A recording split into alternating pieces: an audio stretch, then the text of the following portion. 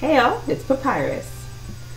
I just watched a video about lesbian struggles.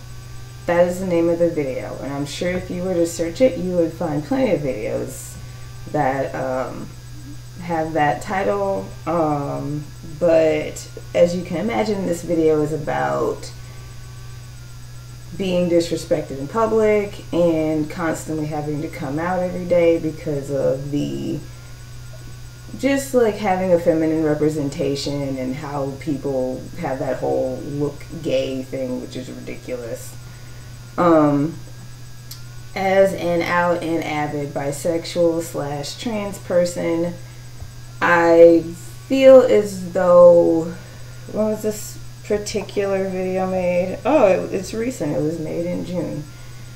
Whoa, the fact that we're still having this problem in June of 2017 is a huge issue, which is probably the greater issue of things.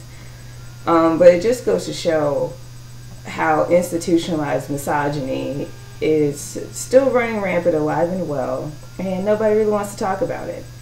Race is very important. It is race. All of these things are social constructs that are very important things to like not only tackle, but to also examine and also debunk. And it's important that we work towards dismantling these ideas rather than trying to understand them, because they're just labels based from some society that existed a long time ago that doesn't exist now, but we've carried over their labels because human beings are lazy. So to talk about my own struggles, I know I'm so awesome and fabulous, how can I have any struggles? Like, come on. I actually have to deal with being misgendered every day. And it's not so much from working in customer service, because, you know, customers are dumb. And people make assumptions because they're dumb. Like I said, human beings are lazy. It's way more about where I live. My current housemates, which is one housemate that I moved in with and another housemate who is new, who granted comes from a very different place, but still. More so with the other housemate who is from, you know, is an American and all that, just like myself. They don't understand gender. Like, this is very much the gender is the straight line thing, and the other person that's from the other culture also comes from the gender is a straight line thing, and they don't understand that gender is this. It's fucking just all up in here, just, woo! This is gender, not this.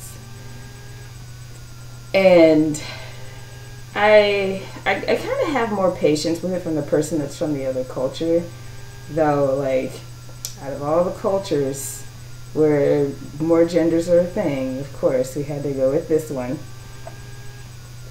But it's from the person that has lived here all their lives, of course speaks very imperfect, perfect English, that is basically refusing to understand. That is more frustrating than the other person that we have this huge language barrier and so on and so forth. It's like that I was talking about with the lesbian struggles. It's the LGBTQ struggles that we all have, of some people having to come out every day, some people having to have uncomfortable conversations every day. I have to live with being misgendered where I live every day. Like, I pay rent and utilities just like everyone else, and yet I'm not getting respected like everybody else. And I don't really know if I can link that to the greater issue of misogyny. Of course I can pretty much link everything to misogyny, because that's not hard, because like everything is either misogyny or racism, right? But it's just a huge choice to be ignorant. Like, that's undeniable. No matter what else I want to call it, it's choosing to be ignorant. We've had this conversation multiple times. I've even gotten upset about it a few times, and I know that I choose to live here. And I could obviously choose to live somewhere else, either by myself or with people that understand me, and even if they don't understand, they'll respect me. But I continue to choose to live here because, all problems aside, I do like this house. Like, this is a pretty neat house, and it's cheap. Not saying I couldn't go somewhere more expensive and be willing to bend over backwards to get the respect that I deserve. But for some reason, I'm just still here. Like, I haven't been able to really find the place that I really want, I guess. And I have my all or nothing moments. I don't live a complete all or nothing lifestyle, but I definitely have my moments. And I'm apparently not having that much of a moment because I still choose to live here with these people that choose to be ignorant. But the house has been in worse shape, with much worse roommates that caused a lot more drama. However, at the same time, it's still that even when things are good, they're still bad because I have to go through being uncomfortable with the people that I live with every day. And I really, when it comes to people outside,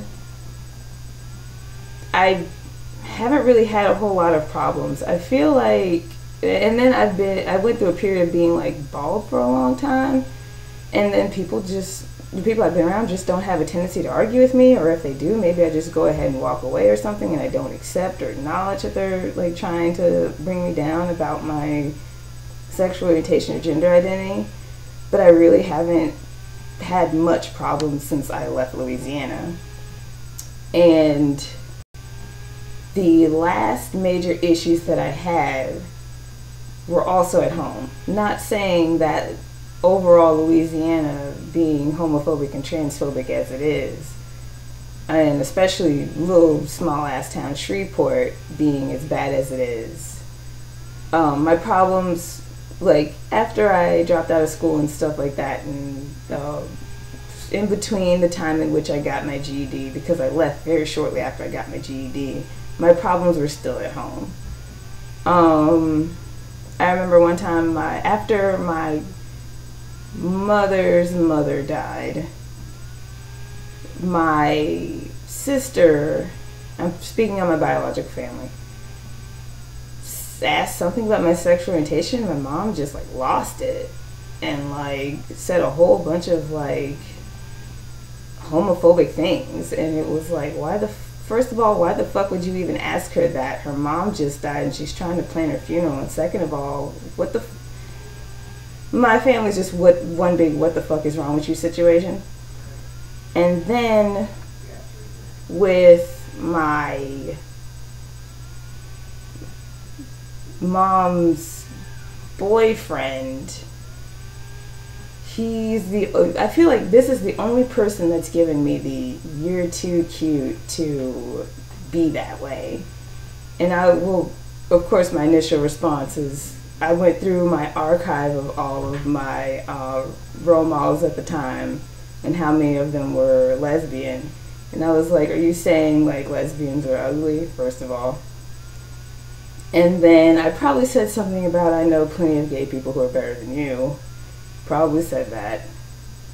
And I yelled at my mom because she was just gonna like, you're just gonna let this fucking stranger come in here and insult your child? Like, how fucking dare you? And I probably walked away from both of them. And of course, after that, nothing like that was ever said again. Because even in my shell at the times of coming to realize who I am at the same time in a very abusive house situation, I still demanded respect to an extent. So that never happened again. And it never happened again, like, in general in my life that I can recall.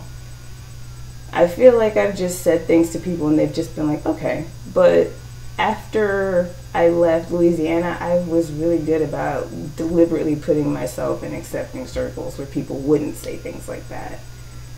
Of course, it's a lot harder when you go out just in public in general. I'm not the white beauty standard of things, so in comparison to this person of the video that I just watched, of course they're going to get a lot more hassle because they are closer to the white beauty standard than I am, obviously.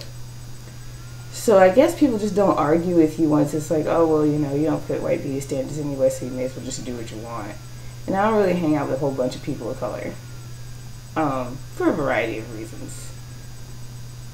Well, I didn't at that time, but these days I find that I'm making more efforts to, because I need some people that are way more down to earth, because most white people don't know what's up at all.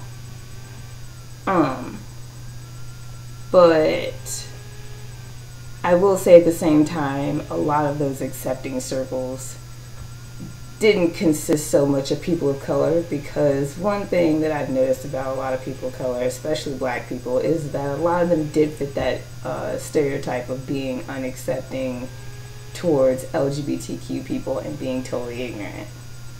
Now, I know that that's all very situational, and somebody else can immediately make the argument that the people that they know aren't like that, but the people that I know are. So save your argument, because I'm not talking about your people clearly. I'm talking about my people. So now, all these years later, I can definitely say that there are a lot of struggles that I don't relate to as an LGBTQ person, because most people don't care. There are a lot of struggles, of course, that I more relate to, with like misogyny, transphobia, and racism. Not so much like I don't feel comfortable going out in public. Of course, I'm misgendered in public all the time, but like I also don't have a significant other. So people only really get bashed when they're out in public with someone else, based on what I've seen. Because it's only when you're with someone else are things more apparent. And no one can really like bash me for being bisexual, because like, alright, genitals, am I right? They're all ugly. And as far as being trans goes, like, I really embrace the androgyny label. It's like, I feel like that's part of the reason why I was so unhappy with hair, because I was constantly misgendered when I had hair, but now people give me so many different interpretations and so much different feedback when I'm like bald. That's what I like. I like having the mix. I can be called she, her in one place and be he, him in another place, and then people that don't assume things call me they or any other gender neutral pronouns. I like that. I'm totally okay with that. But it's being assigned and locked into one thing that I don't like. And that comes with having hair for me. But I do hope that we can all get to a place where, especially in our own queer community, that we aren't bringing each other down. That seems to be the major issue, is that we are bashing each other for being femme, for being butch, for being in between, being androgynous. And then we have to clear this gap between sexual orientation and gender identity, where we're bashing trans people and bashing people that are non-gender conforming that do or don't identify as trans, and all these other things that we're doing to hurt ourselves, because I can tell you with certainty, hurting each other is hurting ourselves. Because I'm not going to go into the tangent of how few of us there are, because there have been a lot of studies that show, like, even though being LGBTQ isn't a majority, it's definitely not a small minority. Like, you can reach out and touch someone, and the person that you touched is probably LGBTQ in some way. But it's wrong to force people back into the closet. It's wrong to bash femmes or butches or whatever have you when they're out together as a couple or as a group trying to have a good time. And that's what most people want when they go out. They're trying to go out to have a good time. So like, why would you ruin somebody else's good time? And just being overall not fucking clowns, like just bigoted towards each other. That's the point.